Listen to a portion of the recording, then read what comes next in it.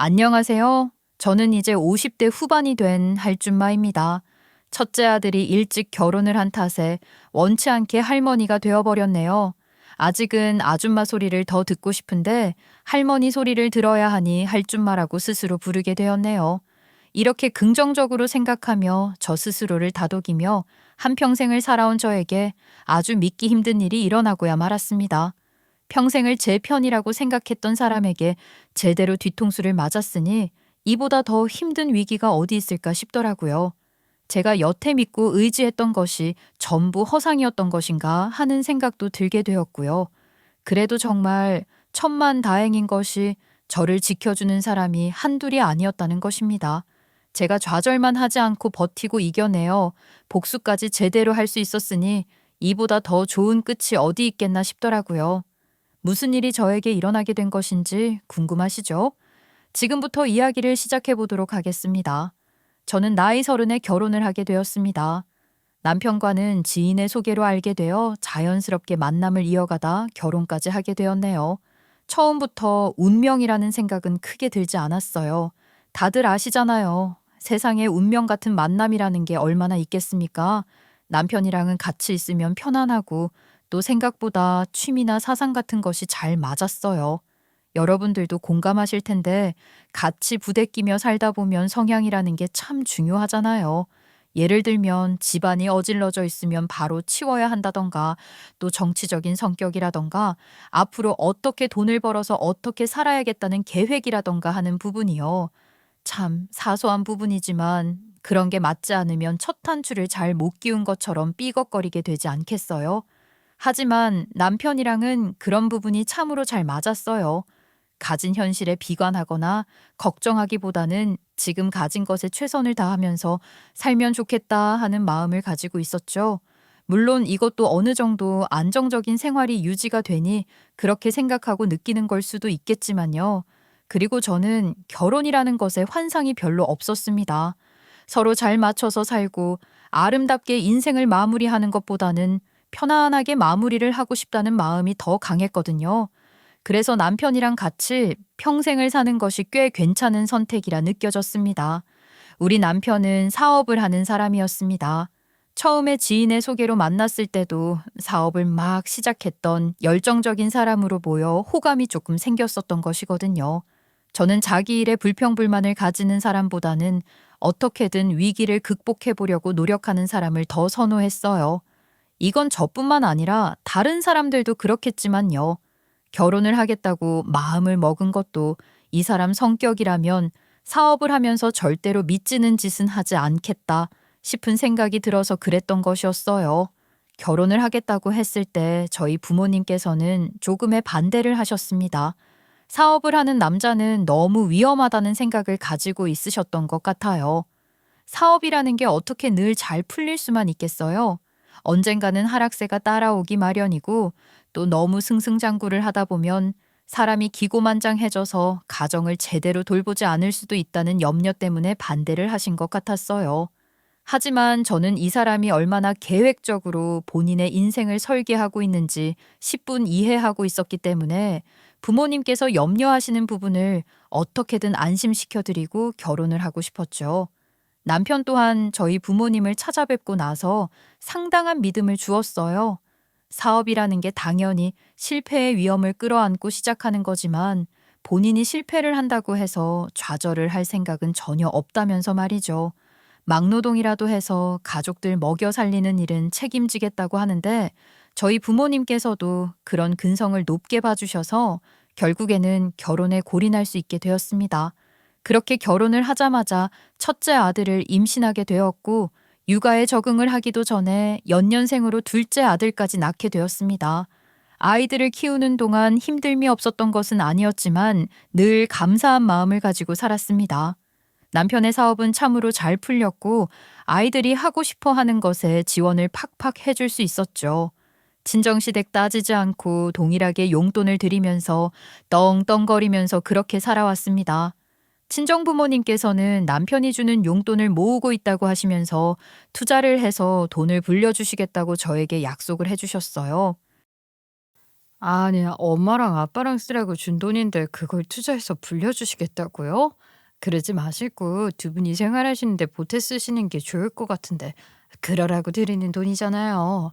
얘는 우리 뭐 연금도 나오고 네 아버지가 젊었을 때 악착같이 노후자금 모아놔서 괜찮다. 그리고 이번에 우리 동네 그 재개발된다는 소문이 파다하게 돌고 있어. 이 집 재개발 지역에 포함되면 아파트 분양권도 2개나 받을 수 있다고 하더라. 그거면 뭐 충분하지 않겠니? 아, 정말요? 이 구역이 재개발이 된다는 소문이 돈다고요? 우와, 그러면 땅값이 엄청나게 오르겠네요. 내가 네 아버지한테 얼마나 잔소리를 해댔었니? 어디 중심에 떡하니 있는 땅이나 살 것이지. 변두리에 있는 넓은 땅 사서 마당 있는 집에 살면 뭐 하겠냐고 말이다. 근데 이렇게 몇십 년이 지나고 나니까 재개발로 땅값이 하늘을 치솟고 있으니까 얼마나 다행이니. 안 그랬으면 저승 가서도 나한테 잔소리 들었지. 하긴 아버지께서 속아서 산 땅이라고 엄마가 그렇게 난리를 쳤었는데 제가 오죽하면 그걸 다 기억하겠어요? 그 어린 나이였음에도 불구하고. 아무튼 엄마 정말 다행이네요. 그럼 분양권 바로 매매하시려고요? 글쎄, 그걸 바로 팔아야 할지 아니면 집값 오를 걸 생각하고 들고 있어야 할지 모르겠구나. 아직 그 재개발이 확정되었다고 뜬 것도 아니고 하니까 지켜봐야겠지. 저는 결혼을 하고 몇 년 지나지 않아 저희 친정집도 술술 잘 풀린다고 생각을 했어요. 아들 둘을 키우면서 체력이 바닥이 나서 힘들었는데 집안 분위기가 잘 풀리고 있다고 생각을 하니 그 힘듦이 사라지는 것 같더라고요. 친정 부모님께서는 저희가 꾸준히 드리고 있는 용돈을 한 푼도 쓰지 않았다면서 꽤 넉넉하게 모였다고 투자해서 재미 좀 보시겠다고 하셨죠. 저는 어차피 용돈으로 드린 돈이라 알아서 하시라고 신경을 끄고 있었고요. 재개발이 된다는 소리에 꽤 큰 돈이 굴러 들어오겠구나 했었는데 그 재개발이 한번 무산이 되면서 소문이 쏙 들어간 거 있죠. 저희 친정엄마께서는 친정아버지의 바가지를 또 벅벅 긁으셨죠. 그렇게 아무런 걱정 없이 잘 살고 있다고 생각을 했는데 행복함은 오래가는 것이 아니더라고요.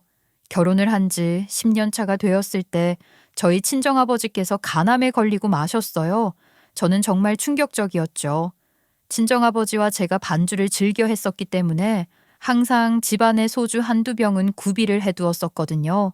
밥 먹다가 한 잔, 두 잔 약주다 생각하고 마셨었는데 친정아버지께서 간암에 걸리셨다고 하니까 당연히 놀랄 수밖에 없지 않겠어요. 더불어 걱정도 되더라고요. 저도 이제 40대가 되었고 건강관리에 힘을 써야 하는 나이가 되었으니 술을 끊어야겠다는 생각도 들게 되었어요. 아버지의 병세는 간이식을 받아도 이미 혈관부터 시작해서 다른 부위에 전이가 되기 시작했기에 살아날 수 있는 가능성이 거의 없다고 하시더라고요. 그래도 자식으로서 어떻게 모른 척을 할 수 있겠어요? 간이식을 해드리겠다고 했으나 아버지께서 극구 거부를 하셨습니다. 내가 간이식을 받는다고 해도 살아날 수 있을지 없을지 모르는데 멀쩡한 배를 갈라 간을 왜 떼어줘? 나는 그냥 수술 없이 조용히 떠나고 싶다. 자식들 배에 상처 내고 싶지 않어. 그래도 박박 우겨서 간이식 적합 검사를 받았는데 그나마 건강한 저는 불일치, 남편이 일치하다고 뜨더라고요. 이게 애매한 게 남편에게 강요를 할 수 있는 부분은 아니잖아요. 이식을 한다고 한들 이미 전이가 되기 시작했는데 무슨 소용인가 싶기도 했고요.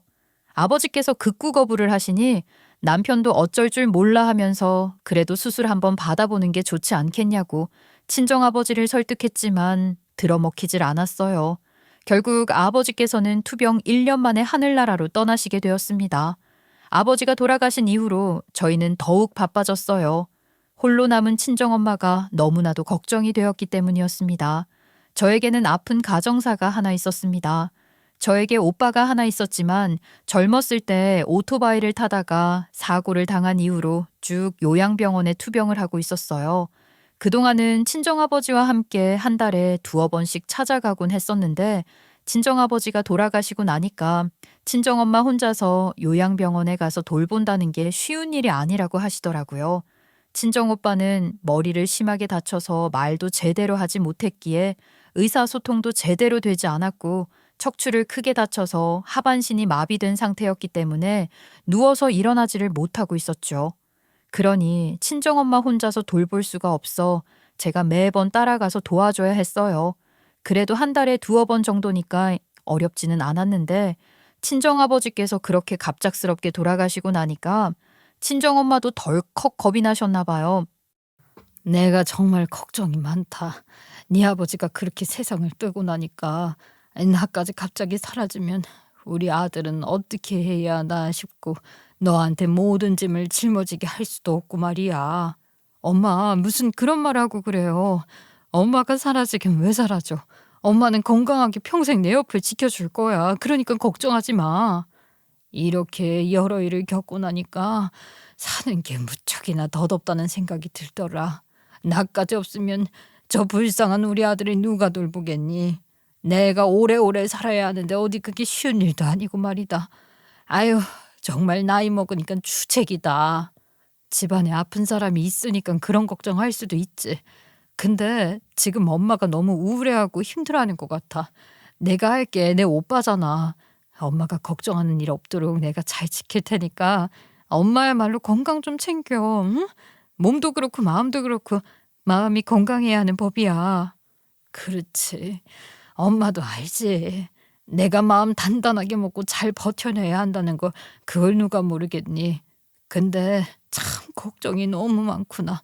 내가 너한테 짐을 짊어지게 할까 봐 말이다. 미안하다. 아직 아무 일도 일어나지 않았잖아. 엄마가 나한테 왜 벌써부터 미안해. 엄마야말로 그런 생각하지 말고 그런 마음도 가지지 마. 친정엄마가 너무나도 불안해하시고 자꾸만 언제 무슨 일이 닥칠지 모른다고 걱정을 하시니까 제가 옆에서 삶의 의지를 가질 수 있도록 노력을 해야 했어요. 그러다 보니 자연스럽게 오빠가 입원해 있는 요양병원에도 따라다니게 되었는데 3번 정도 요양병원에 따라갔을 때 우리 남편이 어느 날 같이 가겠다고 하더라고요. 무슨 바람이 불어서 한 번을 같이 안 가주던 남편 놈이 따라가는 건가 했는데 가서 우리 아빠 몫을 대신 해내는 게 아니겠어요? 아무래도 오빠가 오랜 시간 누워만 있다 보니까 살도 많이 쪘고 또 하반신이 마비니까 움직일 수가 없어서 누군가가 부축을 하거나 들어야 하는데 그걸 남편이 대신 다 해주는 거죠. 이래서 남자 요양사라든지 남자 보호자가 필요하다고 하는 건가 싶었어요. 장모님, 이 힘든 일을 혼자 하시려고 했어요? 앞으로는 형님 뵈러 요양병원 오실 때마다 저한테 꼭 말해주세요. 제가 같이 와서 도와드릴 테니까요. 장모님 가뜩이나 살도 빠지시고 몸도 약하신데 이걸 어떻게 혼자 하시겠어요.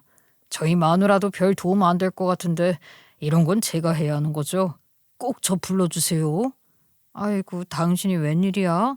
나 진짜 진심으로 감동받았어. 당연히 이런 일은 남자가 해야 하는 법인데 내가 그동안 형님께 너무 못해드린 것 같아서 죄송하네. 그 말에 진짜 사람이 달라 보이더라니까요. 앞으로 요양병원 갈 때마다 말을 해달라고 했는데 저희 친정엄마가 미안해서 말을 못하신 거예요. 솔직히 남편이 얼마나 고생스럽게 일을 해야 하는지 잘 알고 있으니까 연락을 일부러 안 하시고 혼자 가신 거죠. 그걸 알게 된 남편이 노발대발하면서 괜히 오바스럽게 친정엄마한테 화를 내더라고요. 아니, 장모님, 제가 도와드린다니까요. 그러다가 장모님까지 어디 삐끗하시면 진짜 큰일 나요. 아이고, 도대체 왜 고집을 부리시는 거예요? 저요, 건강한 대한민국 남자거든요. 장모님보다 힘도 좋고요. 장모님한테는 어려운 일일지 몰라도 저한테는 하나도 안 어려운 일입니다. 우리 친정엄마 걱정해서 잔소리하고 또 우리 친정아버지 돌아가신 뒤로 적적하시진 않냐면서 전화도 자주 하고 그러는데 사랑에 빠져 있을 때도 못 느꼈었던 건데 제가 진짜 진국인 남자를 만났구나 싶은 생각이 들더라니까요. 남편이랑 강산이 바뀔 만큼 오래 살았지만 그동안 그냥 평범하고 무던한 사람인 줄 알았더니 이렇게 진국인 모습을 보게 될 줄이야 상상도 못했었죠. 처음 만난 그때처럼 다시 사랑에 빠진 듯한 느낌이 들었다니까요. 사실 남편에게 이런 감정을 오랜 시간이 흐른 뒤 다시 느낀다는 건 거의 불가능한 일이잖아요. 저에게 그 불가능한 일이 일어나게 된 거죠. 그 뒤로 몇 년을 우리 오빠 간병하는 데 따라다니다가 우리 오빠도 결국에는 합병증이 생기고 그래서 세상을 떠나게 되었습니다. 우리 친정엄마 정말 너무 슬퍼하셨어요. 저는 사실 그렇게 크게 충격적이진 않았거든요. 아버지가 간암이라고 했을 때보다 덜 충격적이었어요. 왜냐면 오빠는 이미 큰 사고를 당한 뒤로 수술만 몇 번을 했고 의식도 온전치 않은 사람이었으니 언제 가도 이상할 게 없었거든요. 그래서 장례식장에서도 그냥 별 감흥 자체가 없었달까요? 근데 우리 남편이 우리 친정엄마 붙잡고 엄청 우는 거예요. 형님 하면서 말이에요. 거의 3년 가까이 간병을 같이 다녀서 정이라도 붙은 건가 싶었지요. 우리 남편이 가기 시작하면서 저는 애들 둘 돌본답시고 요양병원에 잘 안 갔거든요. 아무튼 오빠 장례까지 치르고 나니까 진짜 친정엄마한테는 저 하나밖에 안 남은 거지요. 근데 솔직히 말해서 불효다 싶을지 모르겠지만 저도 제 생활이라는 게 있으니까 친정엄마를 매번 들여다볼 수는 없잖아요. 애들이 벌써 초등학교 고학년이니까 공부도 신경 써야 하고 학원비가 또 얼마나 나가겠어요. 근데 이 와중에 우리 남편 사업이 점점 하락세를 찍는 거예요. 어떻게든 버티면서 살아왔는데 애들이 대학생이 될 쯤부터는 답이 없었어요. 남편은 매일같이 이리 치이고 저리 치이고 자금난에 시달리게 되었고 저는 그런 남편이 너무나도 불쌍했습니다. 제가 표정에서 다 드러나는 건지 아니면 저를 낳고 키운 친정엄마가 제 표정만 봐도 제 상황을 잘 아는 건지는 모르겠지만 친정엄마가 저한테 무슨 고민이 있냐고 물어보시더라고요. 그래서 솔직하게 말을 했죠. 요즘 그 이 사업이 잘 안 돼서 힘들어요. 애들이 대학생이 되었으니까 학비도 만만치 않게 나가고 또 취업 준비한다고 자격증 공부도 하고 싶다 그러고 책값도 만만치 않은데 아휴 죽겠어요. 애들 성인 되면 돈 좀 덜 들어갈 줄 알았더니 애들 키우는 게 다 돈이지 뭐. 그래서 이 서방은 뭐가 그렇게 힘들다냐? 회사 일이 뭐가 막혀? 요즘 경제 상황이 별로지 않겠어요? 사업하면서 대출을 좀 받았는데 이자도 오르고 거래도 잘 안 되고 해서 지금 많이 힘들어하네요. 친정엄마가 통장 하나를 주면서 이 서방 가져다 줘라 하는 게 아니겠어요? 아유, 엄마, 이게 무슨 통장인데요? 이 돈을 덜컥 우리한테 줘도 괜찮은 거예요? 별거 아니다. 그동안 너네가 사업 잘 풀렸을 때 주었던 용돈으로 은행 직원한테 추천받아서 펀드를 하나 들었었는데 그게 꽤 올랐지 뭐냐. 이럴 때 쓰라고 들어두라 했나 보다. 일단은 급한 불은 좀 끄는 게 좋지 않겠어. 엄청나게 큰 돈은 아니었지만 그래도 너무 감사할 정도로 넉넉하게는 들어있더라고요. 친정엄마께 정말 감사하다고 말씀을 드리고 염치 없게 그 통장을 받아서 남편에게 통장 주었죠. 이게 무슨 통장이야? 아니 무슨 돈이 이렇게 들어있어? 당신이 이런 비상금을 숨기고 있었어? 내 돈 아니야. 우리 엄마가 당신한테 사업에 보탰으래. 그동안 우리가 드렸던 용돈 한 푼 두 푼 모아서 펀드 하나 드셨었대. 이럴 때 쓰라고 들어둔 거라고. 그러더니만 남편이 바로 우리 친정엄마한테 전화 걸어서는 장모님, 제가 정말 평생 효도하겠습니다. 잘 하겠습니다. 하면서 너무 좋아하는 거예요. 단돈 한 푼이 급할 때라서 남편도 그 돈이 정말 소중하고 귀했겠죠. 그렇게 남편 사업에 막혀있던 숨구멍 하나 뚫었는데 그 뒤로도 사업의 상태는 엄청나게 좋아지진 않았어요. 그냥 어떻게든 꾸역꾸역 버티면서 그렇게 살았습니다. 그런데 정말 죽으라는 법은 없는 건가 보더라고요. 아들 녀석들이 군대도 다녀오고 대학도 졸업하고 취직을 준비할 때쯤 우리 친정집이 드디어 막혀있던 재개발 이야기가 다시 돌기 시작했고 이번에는 정말 빠르게 승인이 난 거예요. 우리 친정엄마가 마당 딸린 주택에 살고 있었는데 평수가 꽤 넓었어서 분양권도 2개나 받게 된 거지요. 재개발이 빠르게 추진이 되고 친정엄마는 집을 구해야 했어요. 재개발이 승인되었으니까 이사를 나가야 하니까 말이에요. 근데 우리 남편이 그러는 거예요. 장모님 혼자 살면 촉촉하실 텐데 우리가 모시고 살까? 장모님 혼자 집을 구해서 나가는 것도 마음이 불편하고 말이야. 정말? 여보, 그래도 괜찮겠어? 아이, 그렇게 생각해주면 나야 너무 고맙지. 나도 엄마가 혼자 사는 게 계속 마음에 걸렸는데 말이야. 당연하지. 내가 당신보다 장모님이랑 더 친할지도 모르는데. 아이, 그리고 이 아파트도 따지고 보면 장모님 집이잖아. 우리가 당연히 모시고 살아야지. 자식이라고는 당신 하나뿐인데. 지금 저희 부부가 살고 있는 아파트가 사실은 우리 아버지께서 예전에 매매를 해두셨던 집이었거든요. 우리 오빠가 어쨌든 큰 사고를 겪고도 목숨은 건져서 살았잖아요.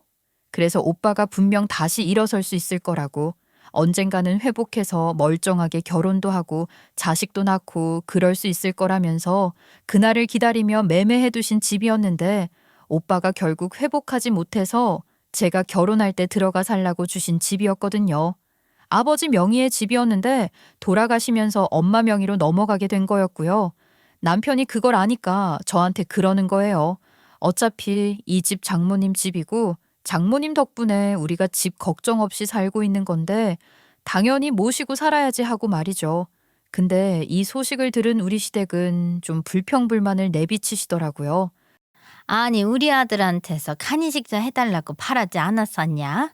게다가 네 친정오빠 병수발도 우리 아들이 다 들었는데 이제 니네 엄마까지 모시고 산다고? 아이고야 우리 아들 힘들겠어. 내가 이런 꼴 보려고 우리 아들 결혼시킨 게 아닌데 어이구 집 가진 게 유세라고. 우리 아들이 이제는 안사돈까지 모시고 살아야 해? 어머님, 저희 친정엄마 아직 정정하세요. 모시고 사는 게 아니라 저희가 도움을 받을 수도 있는 거고요. 어머님께서 그렇게 부정적으로 바라보지 않으셨으면 좋겠어요. 도움을 받을 일이 뭐가 있어? 나중에 내가 늙어서 지치면 나도 모시고 살 거냐? 어? 니네 엄마니까 모시고 살겠다고 하는 거 아니야. 솔직히 제가 무슨 할 말이 있겠어요. 틀린 말은 아니긴 했어요. 물론 제가 시켰다기보다는 남편이 나서서 한 거긴 하지만 그래도 시댁 입장에서는 보기 싫을 수도 있잖아요. 제가 아무 소리도 못하고 시모가 트집을 잡는 대로 그냥 가만히 있었더니만 보다 못한 우리 남편이 나서더라고요. 엄마, 우리가 처가에서 받은 걸 생각하면 그것도 모자라지. 내가 뭐 간이식을 해드린 것도 아니었고 형님 병수발은 내가 좋아서 한 거야. 장모님도 지금 사는 집 장모님 집이니까 내가 같이 살자고 한 거고. 아이 그런데 왜 이 사람한테 그래요? 엄마가 이렇게 나오면 마이너스 되는 건 나라고요. 뭐야? 아유 너 지금 마누라 편 들고 있는 거야? 어이구 내 속이야. 아들 녀석 쎄 빠지게 키워놨더니 처가밖에 모르네. 처가밖에 몰라. 우리 본가가 대구에 있으니까 어쩔 수 없잖아. 아이 거리도 있고 장모님 댁이 훨씬 가까우니까 자주 도움받는 것도 사실이고. 애들 키울 때 어땠어? 아이 장모님이 허구한 날 와서 도와주시고 밥도 청소도 다 해주시고 그랬는데 엄마가 뿌린 대로 거두는 거지. 뭐야? 넌 그게 애미한테 할 소리냐? 애미가 뭐 집안일 안 도와줬으니까 안 보고 살아도 된다 이거야? 아이 그런 뜻이 아니잖아요. 이 사람한테 너무 뭐라고 하지 말라고요.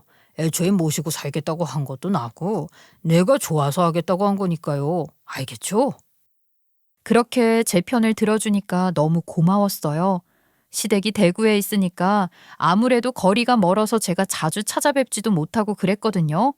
남편까지 제 편을 들고 나서니까 시모입이 대빨 나와서는 우리 아들이랑 며느리랑 달라도 너무 다르다고, 우리 아들만 손해보는 것 같다고 엄청 뭐라 하는 거예요. 물론 가만히 있으려고 했지만 솔직히 말하면 저도 아예 할 말이 없는 건 아니거든요. 저도 하나하나 시댁이랑 친정 비교하면 할 말 많아요. 우리 결혼할 때 시댁에서 해준 게 하나도 없었거든요. 물론 형편이 안 되면 어쩔 수 없는 거라고 하긴 하지만 저한테 자꾸 시댁 친정 비교를 해대니까 저도 치사하게 비교를 하게 되는 거죠. 그 흔한 금가락지 하나를 돈 없다고 안 해줬으면서 왜 이렇게 저한테 바라는 게 많은지 모르겠다니까요. 거기다가 남편이 사업을 시작할 때도 시댁에서 보태준 거 없었어요. 왜 양계 용돈 똑같이 드렸는 줄 아세요?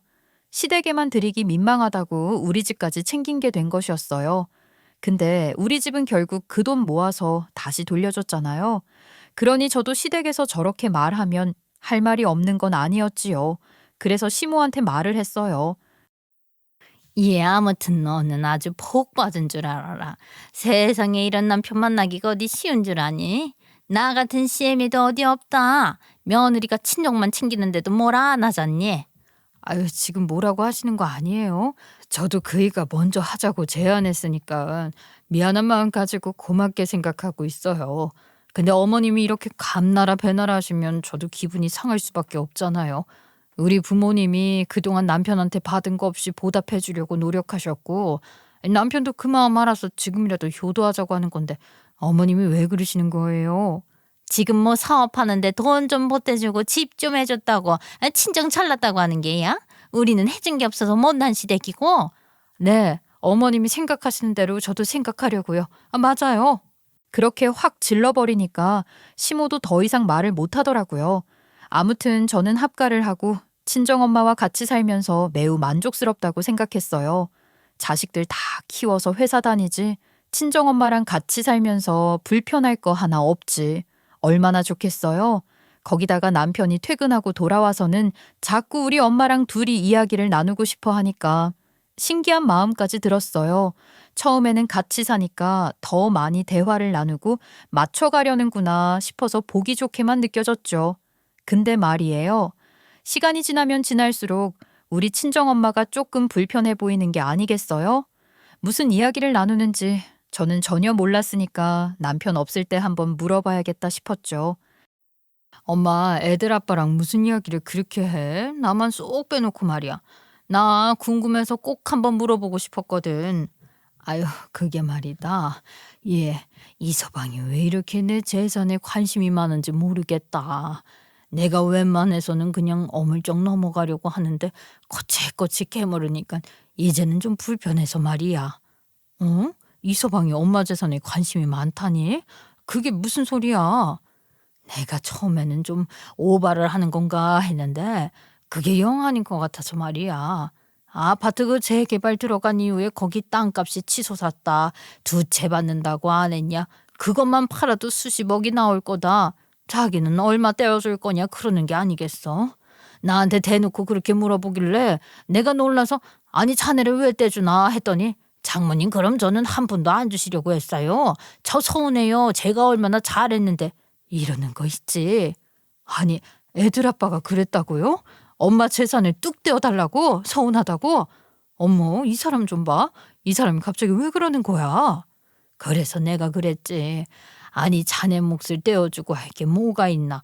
재산이라는 건 다 자식들에게 상속이 되는 법인데 부부 재산이 공동 재산이고 그런 거지라고.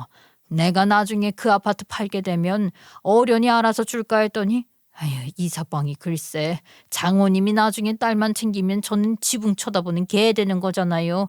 저한테도 약속해 주셔야죠. 그러는 게 아니겠어. 너희 혹시 돈 문제로 요즘도 힘드니? 요즘도 이서방 사업이 잘 안 풀리는 거야? 아유, 그런 거 아닌데. 요즘은 그럭저럭 괜찮다고 들었는데 아니, 이 사람이 나한테 뭐 숨기는 게 있나? 남편 사업이야 그동안 또 위기가 여러 번 있었지만 요즘은 그럭저럭 굴러가는 것 같았단 말이에요. 이 인간이 워낙 사업 자금 필요할 때 아니면 사업에 대해 말을 안 하는 사람이라서 한동안 아무 소리 없길래 잘 굴러가나 보다 하고 말았거든요. 근데 저렇게 우리 친정엄마한테 돈 타령했다는 이야기를 들으니까 뭐지 싶더라고요. 그렇게 친정엄마와 같이 산 지 2년이라는 시간이 지났는데 아니, 이게 무슨 일인가 싶은 일이 생기고야 말았어요. 우리 친정엄마가 갑자기 쓰러지신 거예요. 하필이면 외출을 하셨다가 집으로 돌아오는 길에 길바닥에서 쓰러지셨는데 지나가는 행인이 보고 신고를 했으나 골든타임을 놓치게 되면서 친정엄마가 의식을 완전히 잃어버린 겁니다. 저는 연락을 받고 놀라서 병원으로 달려갔는데 의사가 오늘이 고비일 거라고 하더라고요. 갑자기 이게 무슨 일인가 싶은 거예요. 건강하던 우리 친정엄마가 그럴 리가 없다고 부정을 했는데 침상에 누워서 눈을 곤히 감고 있는데 우리 친정엄마의 얼굴인 거죠. 저는 정말 어찌 해야 할지를 모르겠더라고요. 그냥 그 옆에서 내내 엄마를 부르며 울었어요. 결국 친정엄마는 정말 그 고비를 넘기지 못하셨습니다. 뇌혈관이 막히면서 출혈을 일으킨 건데 의식을 되찾았어도 평생 후유증이 남았을 거라고 하더라고요. 저는 그렇게 장례를 준비해야만 했습니다. 장례식이 끝난 다음에도 같이 살았던 친정엄마의 빈자리가 느껴져서 너무너무 힘들었어요.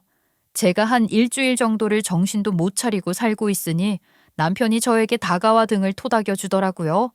저는 그 손길이 참 위로가 된다고 생각을 했는데 이어지는 말은 위로하는 거리가 조금 멀었어요. 언제까지 이렇게 힘없이 슬퍼만 할 수는 없지 않겠소. 장모님께서도 당신이 이러고 있는 거 알면 하늘에서 많이 속상해 하실 거야. 당신이 부지런하게 움직이면서 힘을 내야 나머지 가족들도 당신을 더욱더 위로할 수 있는 법이잖아. 저 여보, 근데 이제 장모님도 돌아가셨으니까 장모님 아파트는 어떻게 되는 거지? 힘내고 싶은데 힘이 잘 안 나네. 근데 갑자기 아파트 이야기는 왜 꺼내? 내가 지금 그거 신경 쓸 겨를이 없어서 아파트 이야기 할 시기도 아닌 것 같고. 여보, 아파트가 제일 중요한 건데 왜 신경 쓸 겨를이 없어? 변호사라도 만나봐야 하는 거 아니야? 재산 문제는 빠르게 처리하는 게 좋잖아. 아직 우리 엄마 돌아가신 지 일주일밖에 안 지났어. 그리고 당신이 왜 그걸 신경을 써? 그냥 냅두면 알아서 나한테 오겠지. 내가 유일한 상속자인데 어디선가 세금 내라고 연락 오지 않겠어? 나 지금 우리 엄마 그리워하기도 바쁜데 아파트니 재산이니 신경 쓰고 싶지 않다고. 그렇게 시간 버리다가는 세금만 내야 한다니까. 세금을 좀 줄여야 할 거 아니야. 내 몫은 얼마나 되는지 계산도 해봐야 하고. 잠깐만. 여기서 당신 몫 이야기가 왜 나와? 당신이 가지고 갈 몫이 어디 있다고? 여보, 그거 무슨 말을 그렇게 서운하게 하고 그래? 내가 당신네 집안에 얼마나 잘했는데. 장모님이 남겨주신 재산의 반은 아니더라도 아파트 한 채는 나한테 와야 하는 거 아니야? 엄마가 당신한테 유언을 남긴 것도 아니고 갑자기 내 출혈로 이렇게 된 거니까 당연히 자식인 나한테 다 오게 되겠지. 당신 몫이 어디 있다고 아파트 한 채를 달래? 여보, 설마 그 재산들을 당신이 전부 꿀꺽하려고? 아니, 나한테 좀 나눠줄 수도 있지.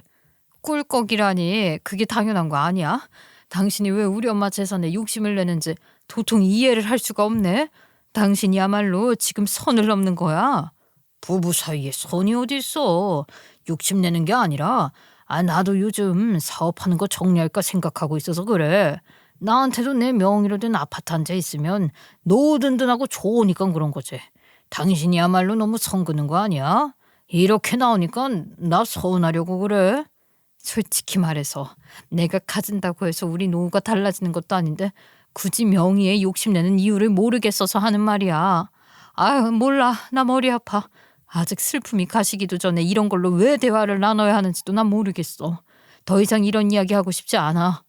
장모님이 나랑 얼마나 많은 대화를 했는데 장모님이 나한테 한 푼도 안 남기셨을 리가 없어. 유언장 같은 거 남겨놓으셨을지도 몰라. 내가 한번 찾아볼게. 유언장은 무슨 유언장이야. 그런 게 있었으면 당연히 내가 알았겠지. 당신 정말 이상하다. 여보야말로 내가 장모님이랑 얼마나 많은 이야기를 나눈지 하나하나 모르니까 하는 소리야. 유언장 있을 거라니까. 내가 찾아봐야겠어. 찝찝하니까. 이게 무슨 개뼈다귀 같은 이야기인가 싶더라고요. 재산에 욕심을 내야 할 이유라도 있나 싶고 괜히 제가 더 찝찝했어요. 아무튼 유언장은 딱히 친정엄마가 이야기를 한 적도 없었으니 상속은 당연히 제가 받게 되겠거니 하고 생각을 했습니다. 문제가 없다면 그게 당연하고 자연스러운 것이니까요. 하지만 저도 이런 일이 처음이다 보니까 상속 부분을 어떻게 해결해야 할지 모르겠어서 동네의 변호사 사무실 찾아가서 상담을 받으니 제가 물려받게 될 거라고 법적 처리해주겠다고 하더라고요. 이런 일에 변호사까지 써야 하나 싶었지만 남편이 저렇게 이야기를 하니까 괜히 찝찝해서 수임료 내고 대리인으로 지정하겠다고 했지요. 그리고 그날 밤 집에 와서 남편에게 말을 했어요. 변호사 사무실 찾아가니까 유언장 같은 게 따로 있는 것도 아니고 해서 내가 상속받게 될 거라고 하대. 대리인 지정해서 상속재산 처리하려고. 그래? 그럼 어쩔 수 없지. 근데 분명 장모님이 유언장 같은 건 미리 써두신다고 했었는데 당신 정말 어디서 유언장 본 적 없어? 나한테 그때 써두시고 어디 숨겨두신다고 했었단 말이야. 엄마한테 유언장 이야기 같은 거 들은 적 없다고. 그러니 남편이 오히려 태연한 듯한 표정을 지으면서 냉장고 구석에 처박혀 있던 아주 오래된 소주병 하나를 들고 오더라고요. 제가 왜 우리 아버지처럼 반주를 즐긴다고 했었잖아요. 우리 친정엄마랑 같이 살면서 친정엄마가 간암으로 돌아가신 아버지 생각난다고 소주를 못 먹게 했어서 몇 년째 처박힌 술이었는데 그걸 마시자는 거예요. 이거 엄청 오래된 소주 아니야? 이거 먹으면 달라는 거 아니야? 술이라는 게 원래 발효를 시켜 먹는 거 아니겠어. 내가 세팅해 놓을 테니까 당신은 거기 가만히 앉아 있어. 어찌됐든 누구한테 가게 된다 하더라도 우리 재산이 늘어나는 거니까 좋은 거지. 축하주라도 들자. 장모님 돌아가신 위로주도 할 겸. 세팅을 하겠다고 하더니만 마른 오징어 안주까지 꺼내서 잔에 소주까지 따라 놓았더라고요. 제가 또 술을 미리 따라 놓는 걸 좋아하지 않는데 그걸 아는 남편이 이렇게 해놓으니까 좀 짜증나긴 했어요. 그래도 신경 써서 일부러 안주까지 준비해줬으니까 마시긴 해야겠다 싶었죠. 아 여보, 근데 서로 따라줘야지 왜 먼저 따라놨어? 위로주에 축하주라고 하더니 서로 따라줘야 하는 거 아니야? 그게 뭐 중요한가? 그냥 누가 따라놨든 맛있게 의미 있게 먹으면 되는 거지. 남편이 누나를 굴리면서 이야기를 하는데 순간 쎄하더라고요. 보통 미리 따라 놓지 않으니까요. 아무튼 남편한테 오징어 찍어 먹게 마요네즈 좀 꺼내줘라 부탁을 하고 그 사이에 잔을 바꿔치기 했습니다. 만약 별일 없는 술이라면 둘 다 아무 일도 안 일어날 것이고 제 술잔에 뭔가를 해놨으면 남편에게 반응이 오겠지 싶어서요. 그리고 술을 딱 마셨지요. 남편이 한 잔 더 마셔 하면서 계속 따라주대요. 남편이랑 저랑 둘이 한 병 해치우고 거실 소파에 앉아서 TV를 틀었는데 남편이 눈을 꿈뻑하더니만 왜 이렇게 졸립지 하는 거예요. 그렇게 졸립다면서 뭘 버티고 있어. TV에서 재밌는 거 하지도 않는데 방에 들어가서 자. 안 됐는데. 아유, 왜 이렇게 졸립지? 술이 줄었나? 나 그럼 잠깐만 누워 있을게. 막 중얼중얼 그러더니만 침대에 눕더라고요. 그러더니 정말 5분도 안 지나서 코를 드르렁거리면서 골면서 자는 게 아니겠어요? 진짜 이상한 거예요. 우리 남편 사업하는 사람이라 주량 괜찮거든요. 반병에 무너지는 사람이 절대 아니다 이 말인 거죠. 한번 이상하다 싶으니까 잠이 안 오더라고요. 원래 잡생각이 많아지면 잠들기가 쉽지 않잖아요. 그렇게 밤 12시까지 TV를 보고 있었는데 남편 휴대폰에 진동이 울리더라고요. 이 시간에 연락 올 곳이 없는데 뭔가 싶어서 쓱 보니까 시어머니가 메시지를 보낸 게 아니겠어요? 근데 이게 화면에 미리 보기로 뜨잖아요. 시어머니가 문 좀 열어라. 나 도착했다. 이렇게 메시지를 보낸 거예요. 이게 무슨 소리인가 싶어서 그 야밤에 제가 문에 달린 구멍 있잖아요. 밖에 볼 수 있는 렌즈요. 우리 집이 옛날 아파트라서 그런 게 있었거든요. 그 구멍으로 쓱 봤죠. 진짜 제가 너무 놀라서 소리 지를 뻔 했다니까요. 뒤로 홀라당 넘어가는 줄 알았어요. 대구에 있어야 할 시모가 서 있는 게 아니겠어요? 제가 놀라서 문을 열었더니만 시모가 더 놀라는 거예요. 아니 왜 네가 나오냐? 우리 아들은 어디 가고? 그이가 잠들어서요. 아니 근데 어머님이 여기 왜 있으세요? 지금 시간도 12시가 넘었는데 대구에서 서울까지요 이 시간에? 아니 그게 내가 우리 아들을 이렇게 잠깐 보려고 온 건데 그 우리 아들이 잠들었다고? 천하태평하게? 네, 저랑 반주 조금 했는데 잠들었어요. 어머님 일단 들어오세요. 아유 아니다 내가 지금 어딜 들어가니 집에 가야지. 아들 얼굴 잠깐 보러 온 거니까 못 보면 그냥 가는 게 좋겠다. 그게 무슨 말씀이세요? 지금 시간에 대구를 가시겠다고요? 어머님, 지금 기차도 없고 버스도 없는데 여기서 대구를 어떻게 가세요? 저 택시를 타고 가야 하나? 아니면 내가 지금 뭐 찜질방에 가서 자도 되는 거고, 아니면 우리 애 남편 보고 지금 데리러 오라고 하지 뭐. 어머니, 아버님 지금 대구에 계신 거 아니에요? 아버님 달려온다고 해도 3시간은 걸릴 텐데 그러지 마시고 집에 들어와서 자고 내일 아침에 가세요. 내일 아침에 그의 얼굴 보셔도 되는 거잖아요. 여기까지 오셔놓고 갑자기 무슨 말씀을 하시는 건지. 얼른 들어오세요. 시모가 제가 나올 줄은 꿈에 몰랐는지 정말 어쩔 줄 몰라 하더라고요. 근데 손에 웬 편지 봉투 같은 거 그 하나를 들고 있는 게 아니겠어요? 어머님 이건 뭐예요? 그이 주려고 가지고 오신 거예요? 아무것도 아니다. 신경 쓰지 마라. 내 것이야. 손에 들고 있던 편지 봉투를 황급히 숨기려고 하는 거예요. 누가 봐도 이상하잖아요. 일단 밤이 너무 늦었으니까 들어오시라고 하고는 우리 친정엄마가 쓰던 방에서 주무시라고 했습니다. 그리고 밤새 내내 이게 무슨 일일까 싶어서 잠이 오지 않았어요. 밤을 꼴딱 새우고 아침 대바람부터 집에 간다는 시모를 붙잡았습니다. 아무리 생각해도 이상해서요. 그 시간에 우리 집에 와서 초인종도 안 누르고 남편한테 메시지만 덜렁 보낸 것도 그렇고 술이 센 저 인간이 꼼짝도 못하고 자는 것도 이상하니까 제가 그 진실을 파헤쳐야겠다 싶었죠. 어머님, 아무리 생각해도 그 시간에 갑자기 오셔서 그냥 가겠다고 하신 게 이상해서요. 어제 들고 오신 그 편지 봉투 그이 주려고 가지고 오신 거죠? 저 주세요. 그걸 왜 내가 너한테 주냐? 아니 우리 아들 거다. 그이 주려고 가지고 오신 거면 저한테 주셔도 되는 거 아니에요? 자꾸 숨기시니까 더 수상하잖아요. 제가 가방이라도 찢어서 가져가야 속이 시원하시겠어요?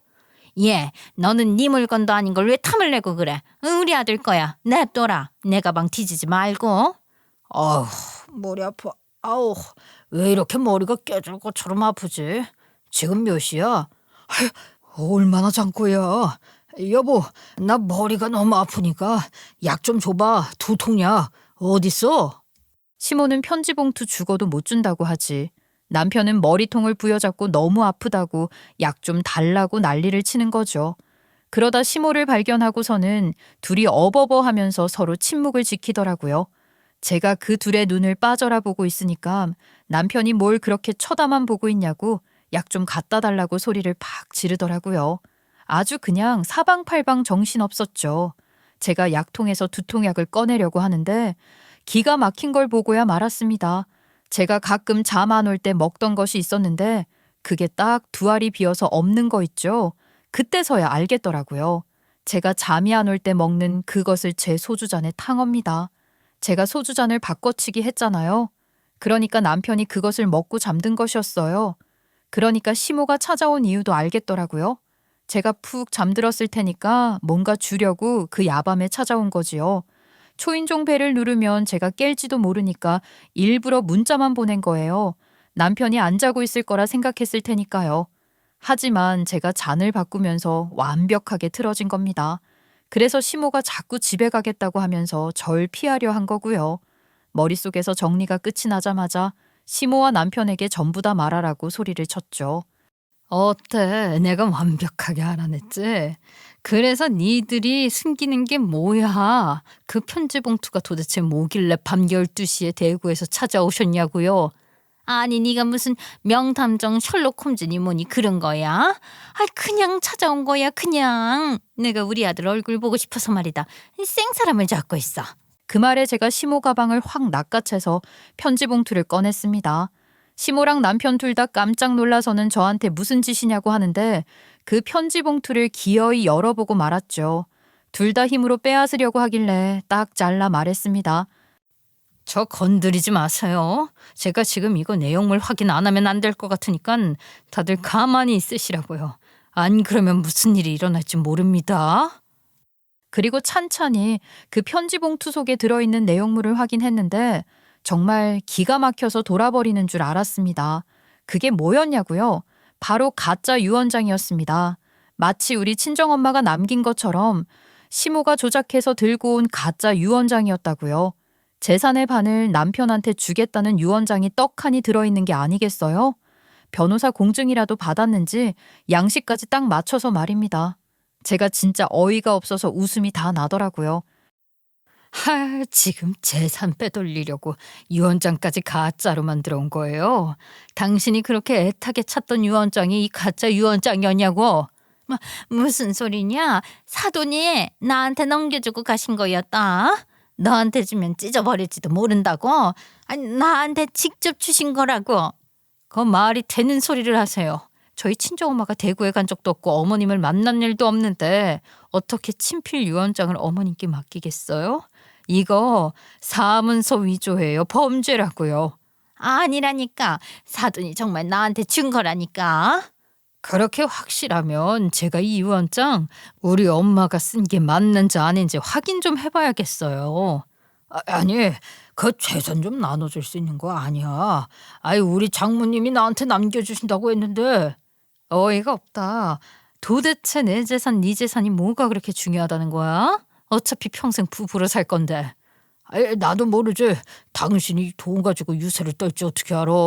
나도 처가에 잘했잖아. 형님도 장모님도 내가 다 챙겼잖아. 그러니까 반은 나 줘야지. 그렇게 우겨대는데 이대로 그냥 넘어가면 찝찝해서 안 되지 않겠어요? 저는 그 뒤로 은밀하게 뒷조사를 시작했습니다. 사실 은밀할 것도 없었어요. 유언장이라고 들고 온 그 문서는 우리 친정엄마가 평소에 메모하는 습관이 있었기 때문에 필체감정색의 필체대조를 요청해놨고 남편은 휴대폰에 잠금을 해놓지 않았기 때문에 자는 사이에 몰래 휴대폰을 뒤져볼 수 있었거든요. 이 인간이 혹시 바람이라도 피워서 제 재산을 탐내는 건가 싶었는데 바람은 아니었고 빚이 어마어마하게 있더라고요. 저한테는 비밀로 받은 대출이 엄청난 거예요. 사업자금 대출부터 시작해서 소액 대출에 자동차 대출까지 있는 거 있지요? 저는 이게 무슨 일인가 싶었습니다. 남편에게 솔직하게 말하라고 무슨 빚이 이렇게 많냐고 너 사업도 잘 안 풀려서 정리하네 뭐하네 하더니만 이거 다 사업 때문에 받은 거냐고 말이 되냐고 얼마나 망한 거냐고 했더니만 아무 소리도 못하더니 무릎 꿇고 잘못했다고 빌더라고요. 여보, 미안해. 내가 솔직하게 말하면 이혼당할까봐 그동안 말을 못했어. 사실 나 인터넷에서 유행하는 사행성 게임 사이트에 빠져서 돈을 다 탕진하고 말았어. 뭐라고? 요즘 사회적으로 문제라는 그 사행성 사이트에 빠졌다는 거야? 거기에 지금 이 많은 돈을 쏟아부었고? 아니 빚이 전부 얼만데? 사업자금 대출 받은 것도 있고 소액 대출 받은 거랑 자동차 대출에 상금융 받은 것까지 전부 합치면 2억 조금 넘게 있어. 인터넷 게임을 하느라 2억을 날렸다는 게 말이에요. 저는 사업이 잘 풀리던 안 풀리던 열심히 살고 있는 줄 알았던 남편이 이런 배신을 때릴 줄 정말 몰랐어요. 어머머, 아이고 머리가 다 어질어질하네. 2억이라는 돈을 고작 게임하는데 다 썼단 말이야. 장모님이 남긴 재산만 주면 그 빚 다 갚을 수 있어. 우리 그 빚 다 갚고 새 출발하자. 어? 그 빚 갚으라고 우리 엄마가 재산 남긴 거 아니잖아.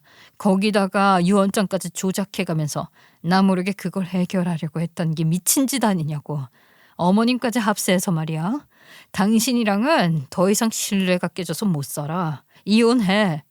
이혼이라니. 아유 어떻게 나한테 그런 말을 할 수가 있어. 여보 없이 내가 어떻게 살아. 나 없이가 아니라 내 재산 없이 못 사는 거겠지. 우리 엄마가 남긴 소중한 재산 그 빚 갚는데 못 써. 그러니까 이혼해. 그 이후 필체 대조 결과 일치하지 않는다고 나오더라고요. 그 유언장은 예상대로 시모가 조작한 거였어요. 최대한 우리 엄마랑 글씨체 비슷한 척하면서 말이죠. 필체는 사람마다 달라서 숨길 수 없는 거라고 하더라고요. 결국 모든 것이 들통나게 되었습니다. 저는 그냥 넘어갈 수 있는 문제가 아니라고 생각했어요. 심지어 인터넷 게임 중독은 치료를 받지 않는 이상 계속하게 된다고 하더라고요. 여보 살려줘. 제발 나 당신 없으면 아무것도 못해. 나 새 사람 될게. 정말 새 사람이 되어서 여보한테 잘하고 살게. 새 사람 되고 싶으면 정신병원이라도 다니면서 게임 중독 치료해. 그게 먼저야. 아니 나보고 정신병원에 가라고? 아니 나 그 정도 수준은 아니야. 아니 그 뭐가 아니야. 2억이라는 돈을 빚까지 내서 쏟아부었으면서 이게 중독이지 어떻게 중독이 아니냐고. 나도 이렇게 될 줄 몰랐어. 처음에는 돈을 따기 시작하니까 돈을 좀 더 투자하면 큰 돈을 벌어서 사업에 구멍 난 걸 메꿀 수 있을 줄 알았어. 그게 말이 되니? 너 같은 인간이랑 더 이상 못 살아. 그러니까 이혼해. 치료받을게. 치료받을 테니까 제발 이혼만큼은 하지 말자. 여보 제발. 솔직히 아주 조금 흔들리긴 했거든요. 근데 이놈이 치료받겠다고 한 지 30분도 지나지 않아서 조용하길래 뭘 하나 봤더니만 그 사행성 사이트에 빠져서 또 손가락을 놀리고 있더라고요. 이건 안 되겠다 싶어서 이혼하기로 마음 먹었죠. 이걸 어떻게 치료하겠어요? 사람 고쳐 쓰는 거 아니라는 말이 사실인가 봅니다. 결국 저는 사문서 위조로 남편과 시모를 고발하겠다고 선언을 했고 남편놈 시모 둘 다 잘못했다고 저한테 냅다 빌기 시작했습니다. 사실 이게 회사 돈 횡령하고 공문서 위조한 것도 아니고 하니까 처벌 수위가 높은 건 아니라고 하대요. 그래서 조건을 걸었지요. 조용히 합의 이혼하고 내 재산 포기하면 없던 일로 해줄게. 그러니까 얌전하게 도장 찍고 남남으로 갈라서자고. 아이, 이혼은 죽어도 안 된다니까. 내가 당신 없이 어떻게 살아? 그래? 그럼 나 고소장 넣으러 간 김에 이혼 소송도 같이 진행해야겠다. 남편 놈이 조용히 짱구를 굴리더니 위자료 조금만 챙겨주면 안 되냐고 하더라고요. 그렇게 협의 이혼했고 위자료는 당연히 안 줬습니다. 가정 파탄범이 누군데 누구한테 위자료를 달라고 그런다나요? 저는 우리 친정엄마 재산 고스란히 지켜낼 수 있었어요. 사실 집 말고 제 재산 없었는데 그 집도 엄마 명의였고 저에게 상속된 거라 재산 분할에 안 들어가더라고요. 재산이라고 해봐야 별거 없었기 때문에 남편을 집에서 쫓아내는 걸로 마무리했습니다. 어찌 보면 남편에게 모든 걸 뜯어올 수 없었기 때문에 사이다는 아니라고 생각할지도 모르겠지만 저는 제가 가져올 수 있는 것들은 다 지켜냈다고 생각합니다. 남편 놈도 결국 저한테서 1원 한 푼 못 뜯어내고 빚만 수억을 들고 쫓겨나게 된 거니까요.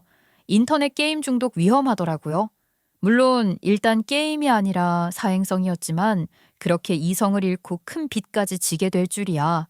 유언장까지 위조해서 제 재산을 탐하려 한 그 인간들 결국 벌 받은 거라 생각합니다. 남편 빚 독촉에 시댁집까지 팔아넘겼다고 하더라고요. 저한테 슬그머니 도와달라고 시부모가 연락 왔었는데 차단했어요. 우리 자식들한테까지도 돈 좀 있냐고 했다던데 그 와중에 우리 첫째 아들이 혼전 임신 사고를 치는 바람에 부랴부랴 상견례하고 식장 잡고 하느라 정신없이 지냈습니다. 남편놈 뻔뻔하게 혼주석에 앉겠다고 해서 아들놈이 크게 화를 내고 저도 꺼지라고 했다니까요. 그렇게 하루도 빠짐없이 사건이 일어나더니만 지금은 아주 조용합니다. 덕분에 손주 보는 재미로 살고 있어요. 우리 손주 무럭무럭 자라는 동안 지원을 아끼지 않고 해주려고 합니다. 할줌마가 되었으니 능력 발휘 한번 해줘야죠. 여러분, 꽃은 언젠가 피고 언젠가 지는 법이랍니다. 인생의 이혼이라는 일로 꽃이 진 줄 알았더니 손주가 태어나면서 다시 꽃이 피었네요. 아끼고 사랑하며 이 꽃을 잘 지켜내보렵니다. 제 이야기 끝까지 들어주셔서 감사합니다.